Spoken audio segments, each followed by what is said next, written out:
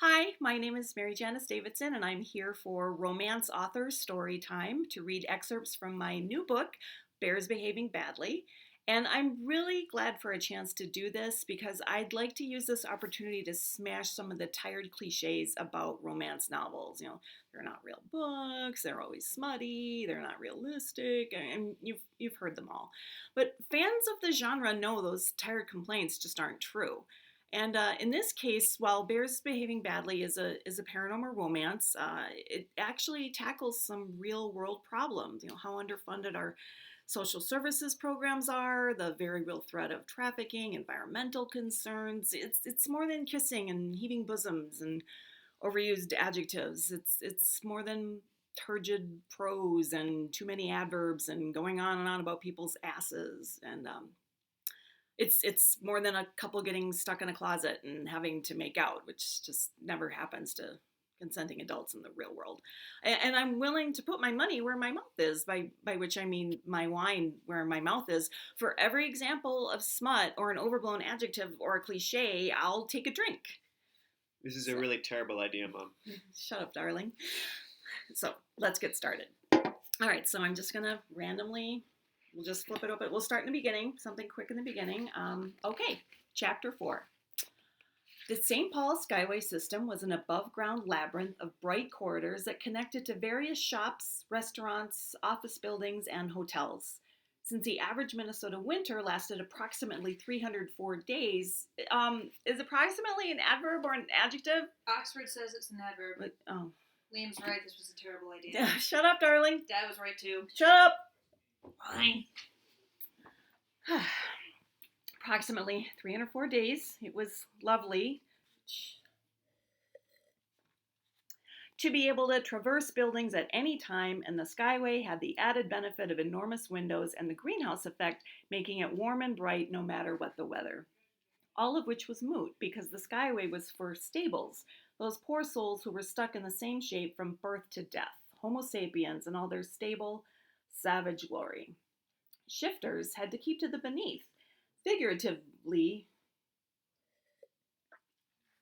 if not literally. Okay, you know what? All books use adjectives and adverbs, all of them. Murder mystery cookbooks. Cookbooks are chock full of adjectives. They exist. I'm not apologizing. All right, let's flip to, we'll go somewhere in the middle here. All right, okay, just as suddenly, he drew back, leaving her gasping. Sorry, that bad? She asked. He shook his head. No, but I should have asked. Is that an apology? No. Well then, this serves you right. And she kissed him back. She was pressed up against him, more blood smearing all over her sweater. And he was right, it shouldn't be so exciting. But some urges were difficult to deny. For example, the urge to slide her hands down from the small of his back to the springy muscles of his ass. Because for some reason, men often had the most wonderful asses. And David was walking around with a top-notch booty. I'm not drinking for booty. I'm not. Oh, okay, you know what? Let's just... All right. I mean, it's a romance novel, and people have asses. Okay, asses exist. All right. Chapter 25. This is unbelievable, she muttered. A closet? Really? I can't keep up with the cliches. Oh, all right. I'll drink because it's a closet. My heroine knows it's a cliche. She's acknowledging it's a cliche. She's being, what is it, meta, whatever the kids say. So it's self-aware. It's poking gentle fun at a trope. So totally on purpose. Skip down a little bit more. Ah, that wonderful ass. Oh my God. We're going to skip to the end. We're going to just skip a little bit further to the end. Okay. The murder and the attempted murders are bad. Oh, see? Murder. Serious business here. But this is turning into a great week. Oh, that's odd.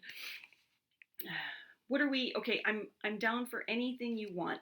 Anything. As he spoke, his hands roamed everywhere he could reach. Her back, her breasts. I see where this is going. Her waist, and finally cupping her ass. and squeezing her still closer to him, and then he kissed her. But we haven't talked about this, he said. How far? And birth control, and we haven't. Not even hypothetically, since we're not dating. Not even hypothetically. I used hypothetically twice in the same sentence. Okay, you know what? I hope you enjoyed whatever this is. My book is available from all major retailers and as an audiobook from Accorda Books, because you know what? This is a great book. Yeah, there are asses in it. And yeah, it's a romance. And it's a wonderful romance. And evil gets punished. And I make no apologies for anything. If you have any questions, be kind and ask me in the comments. Thanks. Have a good day.